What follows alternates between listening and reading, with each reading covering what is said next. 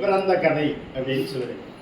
கதை எப்படி பிறக்கும் அப்படின்னு கேட்டால், கதை எப்பனாலும் பிறக்கும். நீங்க நம்ம சுற்றி சுற்றி சுற்றி கதை இருக்கு, நம்ம ஒவ்வொருத்தர் கையிலையும் கதை இருக்கு.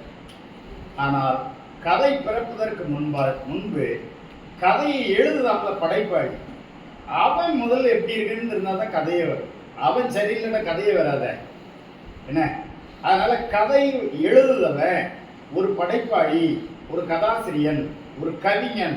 அவன் எப்படி இருக்கணும் அப்படின்னு கேட்டால், தாயுள்ளத்தோட கருணை மிக்கவனா இருக்கும், வெறுப்பின்றி எதையும் கவனிக்கக்கூடியவனா இருக்கும், ஏறக்குறைய ஒரு நல்ல தலைவர் மாதிரி இருக்கும்,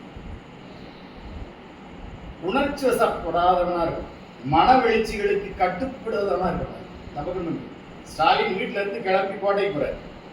போகும்போது ஒரு பிச்சைக்காரன் பார்ப்பாரு, ரோட்ல ஒரு ஆக்சிடென்ட் பார்ப்பாரு, ரோட்ல ஒரு குழந்தை சிரிக்கும் பார்ப்பாரு, 2 பேரும் டாட்டா போடுவாங்க காப்பாரு. இவ்வளோத்தையும் நின்று பார்த்து சுட்டுலையாடா சாப்பிட்டியாடா அப்படின்னு இவ்வளோ வரை கேட்டு கோட்டைக்கு போனோம்னா 4 மாதம் ஆகும் போது. எந்த மனவெழுச்சிகளுக்கும் ஒரு தலைவர் என்ன செய்யக்கூடாது, கட்டுக்கூடாது.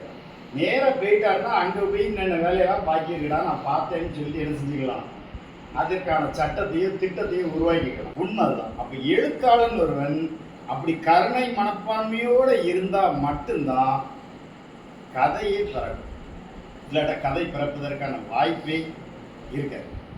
அப்போ கதை பிறப்பதற்கு களம் எங்கே இருக்கு அப்படின்னு பார்த்தா, ஊர் முழுக்க களம் இருக்காது. அதுக்கு முதல்ல 2 விஷயம் வேணும்.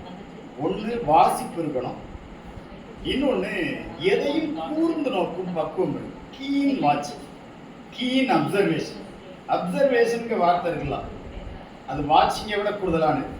நம்ம அதை ஃபுல்லாக அப்படியே அப்சர்வ் பண்ணணும், அதை உள்வாங்கிக் கொள்ளும் அந்த பண்பு இருக்கும். சும்மா ஏன்னா தான் பார்த்துட்டு போனோம்னா அங்கே கதை நமக்கு கிடைக்காது. ஒவ்வொருத்தருக்கும் கதை இருக்கலாம். நீ ஏமாத்திட்டாம்ல அப்படின்னு சொல்லுவோம், ஏமாத்திட்டாம்லன்னு சொல்றதுக்கு முன்னால கொஞ்சம் பிரச்சனை இருக்கு, ஏமாத்துறதுக்கு பிறகு கொஞ்சம் பிரச்சனை இருக்கு. அது கதை தானே. மொத்தமாக 3ஐயும் சேர்த்து வச்சு பார்த்தோம்னா ஒரு கதை தானே.